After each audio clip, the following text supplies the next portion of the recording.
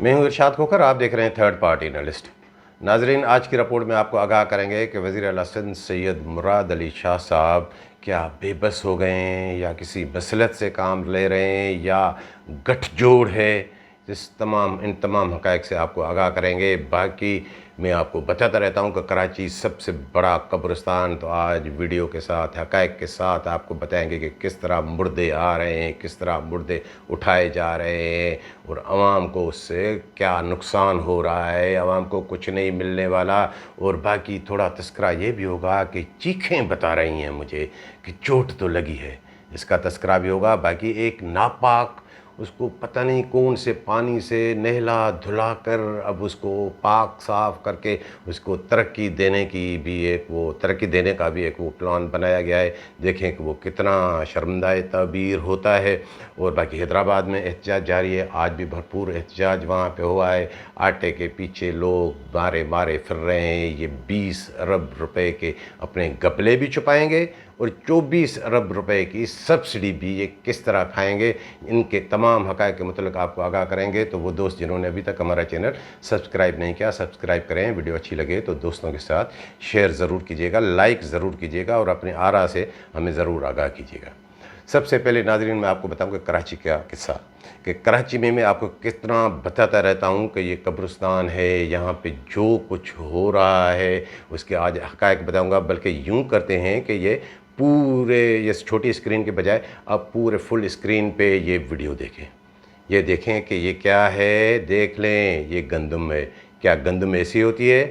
देखें कि किस तरह गंदम की बोरियां ये चक्की वालों को दी गई है। ये कराची का बता रहा हूँ कि वो जिस तरह उतार रहे हैं, तो उसमें अब ये फ्रॉड कि 5-5, 6-6 किलो की वो जिस तरह आप आलू प्याज ये वो शॉपर्स में लेते हैं, वो उनमें मट्टी भर के उनमें बीच में रखी गई है कि अगर कोई इसमें थोड़ा वो बब्बू लगा के अगर चेक भी करे तो वो वहाँ पे मिट्टी नज़र ना आए। जब वो उतारी जा रही है गंदम, तो देखें किस तरह उनमें से बड़े बड़े जो थैले मिट्टी के ये निकल रहे हैं। और ये गाड़ी का नंबर भी आप देख सकते हैं कि ये किस तरह वो गोदाम से गाड़ी आई है, कहाँ उतर रही है, क्या है ये चक्की वालों को। और चक्की वालों के साथ दूसरा जुल्म क्या कि मैंने आपको बताया था कि अक्टूबर के महीने में कराची के लिए 1,05,000 बोरी गंदम, ये सारी गंदम हड़प करने के लिए इन्होंने इतना कोटा चक्कियों के लिए रखा है। चक्कियों का ठीक है आप दें, लेकिन उनमें से फी स्टोन जो 180 बोरी बनती थी 90 बोरी उठाएं, बाकी तकरीबन 52,500 बोरी गंदम वो हड़प के हम लैप्स करेंगे। वहाँ पे जो वो बागड़ बिल्ला बैठा है असिस्टेंट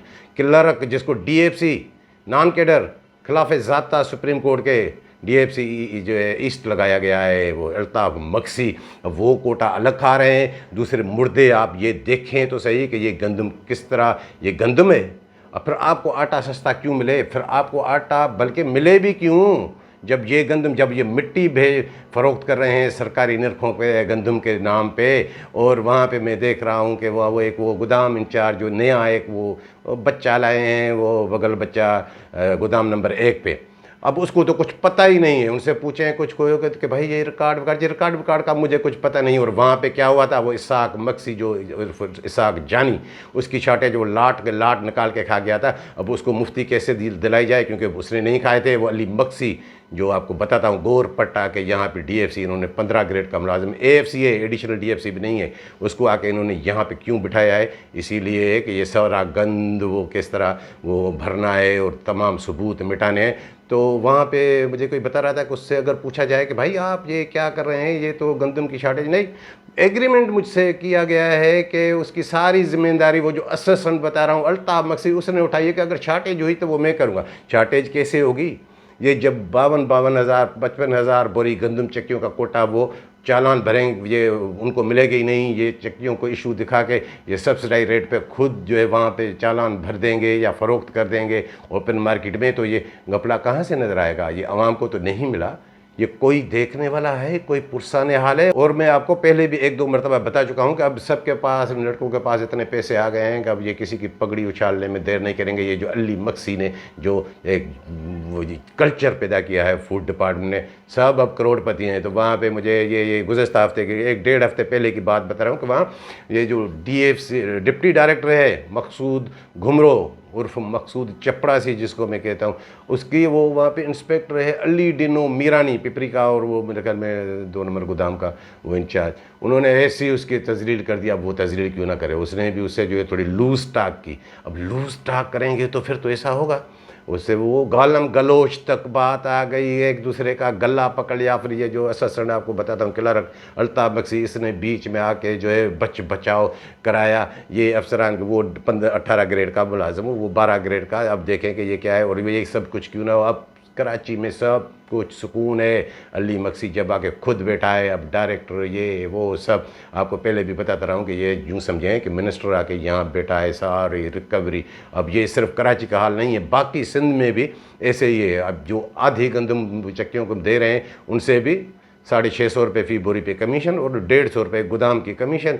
और बाकी जो गोदाम वाले बैठे हैं ना, वो मस्त डहर जो 3 नंबर गोदाम वाला है, उसके किस्से भी मुझे पता चल रहा है। अब आप भी बेटा सुकून रखें, अली मक्सी अब खुद आ गया है। हाँ, वो आपके वो पुराने वाले जो चक्कर, जिस तरह वो चक्कर चलाते थे, अब नहीं होगा। अब वहाँ महदूद उस पर आप गुजारा करें। अब सब कुछ अली मक्सी खुद संभालेगा। ये आपने वीडियो भी नाज़रीन देखी होगी, इसीलिए आपकी सहूलत के लिए हमने जो पूरी स्क्रीन पे वो चलाई थी। अब आपको बताऊं नाज़रीन के ये जो फिज़िकल इन्होंने शुरू की है, गुज़श्ता 2 व्लॉग में मैं आपको बता चुका हूँ। आज आपको किस्सा बताता हूँ कि मैंने आपको पहले भी एक निशानी की। देखिए खुद हैदराबाद में वो DFC रहा है कंबर अली शाह, ग्रेड 15 का वो भी मुलाजिम है, लेकिन वो भी DFC लगता रहा है अली मक्सी की तरह। अब उसको फ़िज़िकल वहाँ की भी और मटियारी की भी आज बताऊँगा आपको कि मटियारी में वो पहुँचे तो कहाँ गए। वो BD काका, भले दिनों काका सेंटर, जो डायरेक्टर फूड के घर, इमदाद शाह के घर का सेंटर है, तो वहाँ फ़िज़िकल के लिए गए। तो पहले ही वहाँ का जो इंचार्ज है फ़हीम कुरैशी, जिसको इसने शाह ने लगाया है मुर्तज़ा उन्नड़ के कहने पे, वो जो सुपरवाइज़र है इसका पपीट है, तो उन्होंने उनको वहाँ लगाया था। तो वहाँ जब वो पहुँचे तो कहा, पहले ही उन्होंने बरमला कह दिया कि जी शाह साहब, कंबर अली शाह साहब, मेरी 1000 बोरी शार्टेज है। उन्होंने कहा जी भाई होगी, अब देखें थोड़ा फिज़िकल तो करें। जब वहाँ पे फिज़िकल वगैरह तो 2,500-3 हज़ार बोरी निकल आई, क्यों ना निकल आए। उनमें से 1000 बोरी तो जो है वो खुद इमदाद शाह, जो ढीठ शाह, इसीलिए तो थोड़ी बोलता हूँ मैं उसको, जो डायरेक्टर की सीट पर बैठा हुआ है, वो उन्होंने खा लिए। अब क्या करें, अब ये फिज़िकल हो जाएगी तो फिर तो मामला थोड़ा वो गड़बड़ हो जाएगा। तो वहाँ से अब वो फ़हीम कुरैशी को तो ज़रूरत नहीं होगी कि वो डायरेक्टर को फ़ोन करे, उसके साथ इतने गहरे ताल्लुकात भी नहीं है, वो मुर्तज़ा उन्नड़ के थ्रू है। तो उन्होंने मुर्तज़ा उन्नड़ को वहाँ फ़ोन किया। ये अंदर की कहानी आप नाज़रीन सुनते जाएँ कि उन्होंने मुर्तज़ा उन्नड़ को फ़ोन किया। मुर्तज़ा उन्नड़ ने ठक करके डायरेक्टर को फ़ोन किया कि सर ये गड़बड़ हो जाएगी, ये आए फ़िज़िकल के लिए 2,500-3 हज़ार बोरी, अगर ये यहाँ BD काका में शार्टेज दिखाएंगे तो क्या होगा। तो वहाँ से ये डायरेक्टर के सीट पर लाए, बल्कि ऑफिसर कहलाने के लायक हैं, बल्कि ये इंसान कहलाने के लायक हैं। इतना नुकसान डिपार्टमेंट का, गवर्नमेंट का, पता नहीं गवर्नमेंट वाले इसको कैसे बर्दाश्त करें कि वहाँ से उसको फ़ोन करता है कंबर अली शाह को, नहीं वो शाह साहब ऐसे करें कि वहाँ पर आप गोदाम की पोजीशन जिग जैग में दिखा के कि वो काउंटेबल, ये फिज़िकल नहीं होती, फ़िलहाल तो आप निकल आए यहाँ से। तो वहाँ से वो निकल, जी हुक्म सरकार आपका शाह साहब, जो डायरेक्टर साहब, वो वहाँ से वो निकल आए। ठीक, यहाँ जब आए तो फिर मेरी इतला है कि एक और भी गोदाम है, वो हैदराबाद का है। वहाँ पे क्या हुआ है, 700 गोदाम पे गए तो वहाँ पे तो ताले पड़े हुए हैं। ताले क्यों ना पड़े हों, वहाँ भी मुर्तज़ा उन्नड़ ने वो अपना पपीट लगवाया था। यूनुस मसीह, जिससे वो उनके बरसों के ताल्लुकात, उसकी भी 1-2 हज़ार बोरी वो डायरेक्टर के पास है। तो वहाँ ताला इसलिए था कि मैं आपको पहले भी बता चुका हूँ कि वो एंटी करप्शन ने उसको गिरफ़्तार किया हुआ है। जब उनको गिरफ़्तार किया हुआ, ये जो बता रहा हूँ, ये डायरेक्टर फूड को भी पता नहीं होगा, क्योंकि चोरी जो होती है वो कोई ये नहीं देखता कि ये देख रहा है या मिल बांट के खाएं। जिसको जितना समेटना होता है वो समेटे, ये अली मक्सी को भी पता नहीं होगा। तो वो जब गिरफ़्तार हुआ था यूनुस मसीह, तो वहाँ पर वो मुर्तज़ा उन्नड़ उसके गोदाम पे पहुंच गया। हाँ, लेकिन अकेला नहीं पहुंचा, वो मसीह के भाई को भी लेके गया, और वो देखे तो सही दीदा दिलेरी, गोदाम खोल लिया। वहाँ से 400 बोरी गंदम ये कह के उठा ली कि भाई अब 5 लाख रुपए रिश्वत देनी है, यानी ये चोरी की, 5 लाख उसके गोदाम से, कि 5 लाख रुपए तकरीबन जो एंटी करप्शन वालों को भी देने हैं, वकील भी करना है, 2 लाख वो भी लेगा। अब 400 बोरी गंदम, तकरीबन 34-35 लाख रुपए की गंदम वो उसकी वो निकाल के वो खा गया थी। हो सकता है उसके भाई को भी थोड़ा चाटा वाटा कराया हो, अब वो उसके उसमें गले में अब ये खाते हो रहे, ये काम हो रहे हैं। और मैंने आपको याद होगा गुज़श्ता व्लॉग में बताया था कि कुछ लोग हैं जिनको पोस्टिंग वोस्टिंग भी ये हुई, ये वहाँ से कंबर अली शाह ये ऐसे क्यों निकल आया। उन्हें आसरा है कि शायद पोस्टिंग भी मिले, लेकिन उससे बड़ा आसरा क्या है कि अब इन्होंने क्या सोचा है कि अब ये जितने भी ये जो नापाक लोग हैं उनको पाक साफ, जैसे मैंने आपको बताया कि किस तरह करें, अब ये सोच रहे हैं कि हम डीपीसी करें। अब जो है एएफसी जो है 15 ग्रेड, ये जो इसके धब्बा लगा हुआ है मुंह पे अली मक्सी के, कि वो 15 ग्रेड का मुलाजिम होते हुए भी, मुझे याद है 2020 में वो एक्टिंग बेस पे इस बेस पे हुए थे कि कमीशन की पोस्टों पे हुए थे कि कमीशन वाले लड़के आ जाएंगे तो इनको हटा देंगे। वो तो जून 2020 में ही आ गए थे कमीशन वाले, 15 एडीएफसी आ गए थे, लेकिन इनको नहीं हटाए। ये वही चल रहा है, क्योंकि माइट इज़ राइट, जिसकी लाठी उसकी भैंस, ये कमाऊ पुत्र है उनके, गोरपट ऐसे थोड़ी कहता हूँ उसे। तो वो चलता आ रहा है। अब ये थोड़ा हुआ है कि शायद लोग कोर्ट में जाएं, ये तो अब इसका वो थोड़ी गुंजाइश निकालिए कि इसको रेगुलर एडीएफसी करें। अब भाई इसको एडीएफसी ये इसको करेंगे तो जाहिर है, वो मैंने सीनियरिटी लिस्ट देखी, वो मेरे पास पड़ी हुई है कि वो फिर वो तो फारूक कलेरी भी है, उसके भी गुनाह है, क्या उसके लिए कोई सीट रखेंगे? बाकी भी हैं 2-3 इनसे सीनियर, लेकिन वो पहले भी इन्होंने उनके लिए नहीं रखी थी, उनके बड़े बड़े गुनाह हैं। चलो ठीक है, तो पहले नंबर पे कंबर अली शाह है, कंबर अली शाह एडीएफसी होगा।